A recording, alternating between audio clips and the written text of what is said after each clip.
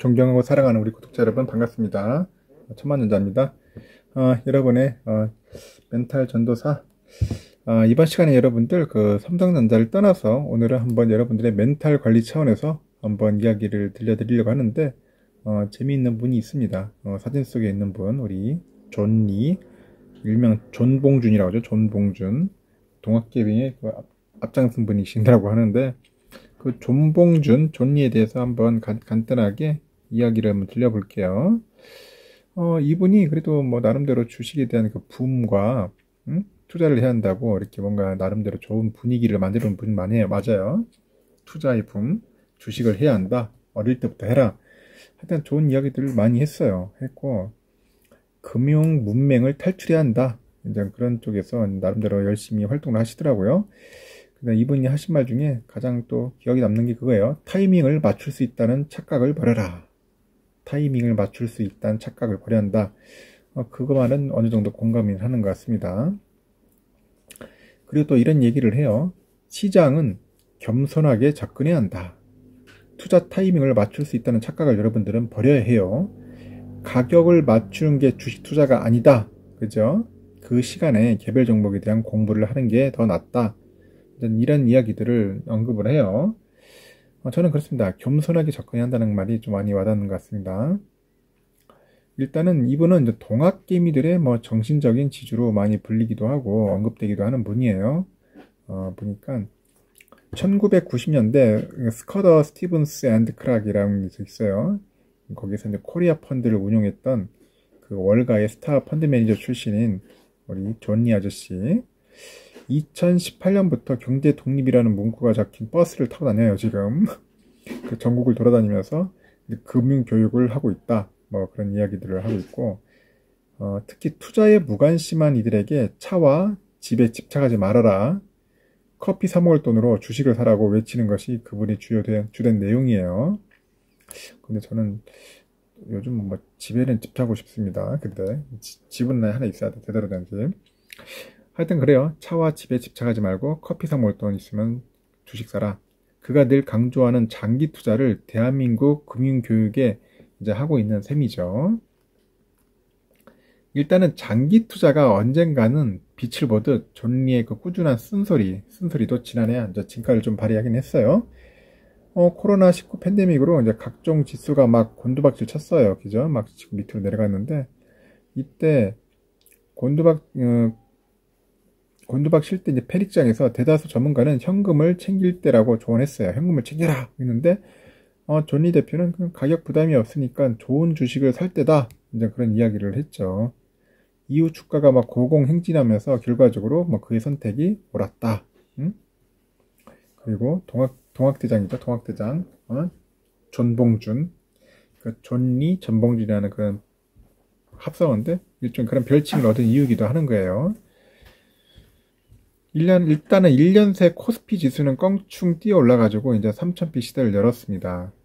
개인 투자자는 이제 풍부한 유동성을 바탕으로 해가지고 증시의 주축을 이루게 됐는데, 가격이 오르면은 쫓아서 매수하고요. 가격이 빠지면은 놀라 매도하느라 늘 손해만 보던 우리 개미가 이제는 아닙니다. 일단 존리 대표는 일본처럼 금융 문맹에서 벗어날 수 있다는 희망을 봤는데, 하지만 여전히 갈 길은 멀다. 뭐 그런 이야기들을 하고 있더라고요. 주식에 대한 편견이 어느 정도 사라졌고 공부하는 개미도 이제 많아졌어요. 일단 길 가던 중학생들이 이제 존리를 알아보고 이제 군것질 대신 투자를 하기 시작했다. 뭐 기특한 말을 하기도 한다 합니다. 그렇지만은 너무 자주 샀다 팔았다 한다는 게 문제가 되겠죠. 특히 매일 스마트폰을 보면서 그 투자 타이밍을 노린다면은 그건 투자가 아니다. 도박이다. 그럼 부자가 될 수 없다는 그런 말들을 하고 있습니다. 혹시 우리들도 한번 잘 생각해 보세요. 투자를 하는 건지, 투기를 하는 건지, 한번 그런 부분들을 한번 되돌아볼 필요가 있는 겁니다.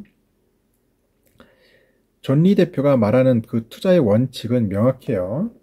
일단은 장기적인 금융 계획을 짜야 돼요. 그리고 목표를 정하고, 그 자신의 투자 철학에 따라서 지배 구조부터 재무제표까지 꼼꼼하게 따진 다음에 이제 매수를 하는 거죠. 되도록 오래 쥐고 있어야 합니다. 오래. 특히 손절, 익절도 권하지 않아요. 주가는 이제 거시 경제에 따라 오르내리는데, 그런 종목 자체의 그 펀더멘탈이 그대로라면은 굳이 매각할 필요가 없다. 매각할 이유가 없다는 거죠. 회사에 대한 믿음이 굳건한데 주가 조정은 오히려 저가 매수의 기회가 되는 겁니다. 저는 이런 부분을 삼성전자에 적용하고 싶어요. 맞죠? 삼성전자는 뭐 손절할 필요도 없고 당분간 익찰할 필요도 없다. 그렇죠? 펀더멘탈 자체가 그대로인데 우리 굳이 매각할 필요가 없지 않습니까? 그리고 삼성전자에 대한 믿음이 굳건한데 오히려 뭐 주가 조정은 오히려 저가 매수 기회가 되지 않겠어요? 일단 역으로 실패하는 투자는 그 단기간에 주식을 사고 파는 것이라고 하네요. 이는 가격을 예측할 수 있다는 판단이 전제되는데 시장의 변동성을 함부로 예상할 수 없다는 게 그의 지론이에요. 때문에 하여튼 노후 대비를 목적으로 하는 일반 그 개인 투자자라면은 빚을 내 가지고 투자를 한다거나 그저 남의 말만 듣고 투자하는 것은 피해라. 그렇게 조언을 하고 있습니다. 그래서 항상 늘 하는 게 비투하지 말, 비투하지 말고 남의 기회 듣고 이제 쉽게 당나귀가 되지 말라는 겁니다. 일단은 주식에 대한 이야기를 이제 나눌 때는 이제 다들 수익률에 대해 말을 하는데 여러분들 주식시장 방향성은 알 수가 없기 때문에 사실 의미가 없다. 그런 거죠. 마라톤을 하는데 100m 달리기에 대해서 이야기하는 거예요. 보통 우리가 하는 게. 그렇죠? 투자는 평생 하는 겁니다. 평생. 죽을 때까지 하는 거겠죠. 그러다가 이제 금방 지치는데 일단 스스로 이제 장기 투자할 기업을 찾아서 꾸준히 투자하는 게 매우 중요합니다. 그래서 제가 항상 하는 게 삼성전자를 투자해야 한다. 그렇게 얘기를 하는 겁니다. 최근 증권가는 미국 중앙은행인 연방준비제도 FED죠. 패드의 그 테이퍼링 그 논쟁으로 뜨거운데 그동안 증시를 떠받쳤던 그 자금이 이제 마르게 되는 것은 아닌지 막 우려하는 분위기도 있어요. 하지만 존리 대표는 노후를 준비하는 20, 30대 투자자라면 거시 경제에 따라 투자 전략을 수정하기보다는 좋은 주식을 고르라. 본질에 집중하라. 이제 그게 더 중요하다고 고개를 저었습니다. 본질, 집중, 좋은 주식 고르기. 그래서 일반 투자가가 행동하기도 전에 이미 시장에 빠르게 반영됐을 가능성이 크기 때문이에요.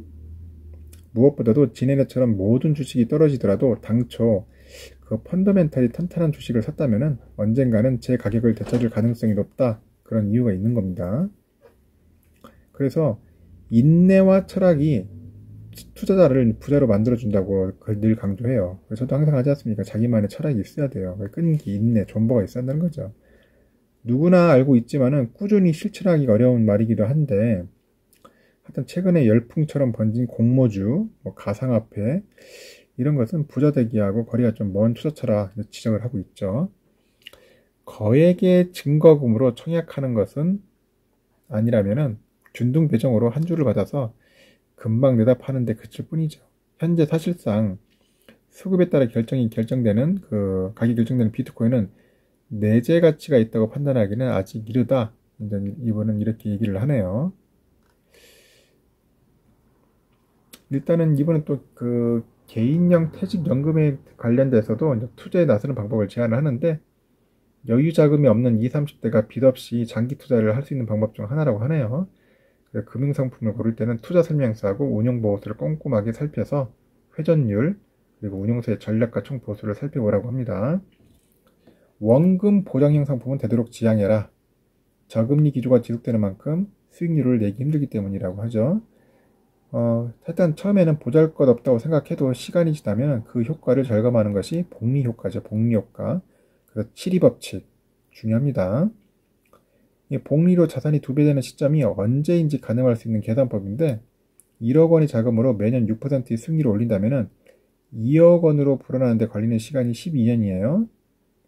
그러면은 일단은 하지만 수익률이 2%로 내려간다면 36년이 걸립니다. 그 수익률 차이는 4% 보이지만은 3배나 나는 거죠. 그 단순히 전 수치에 그치는 이야기가 아니라 미국에는 401K라고 있어요. 401K 100만장자 이런 말이 있는데 401K는 우리나라의 개인형 퇴직연금이라고 하는 것 같아요. 각 비슷한 미국의 퇴직연금 계좌라고 하네요. 하여튼 미국에서는 이 401K 꾸준히 적립하고 투자해서 약 100만 달러죠. 이상의 퇴직연금으로 은퇴하는 근로자가 늘고 있다고 합니다. 원금 보장형 상품 비중이 높은 국내 퇴직연금 적립금이 주식으로 옮겨간다면 그 증시를 부양하는 그 선순환 구조로 연결할 수 있다. 그 기업들은 자금 조달이 수월해질 수 있다고 하죠. 하여튼 존리 대표는 그 애플, 구글과 같은 글로벌 기업들이 나올 수 있었던 것도 그런 생태계가 이제 조성됐기 때문이라고 합니다.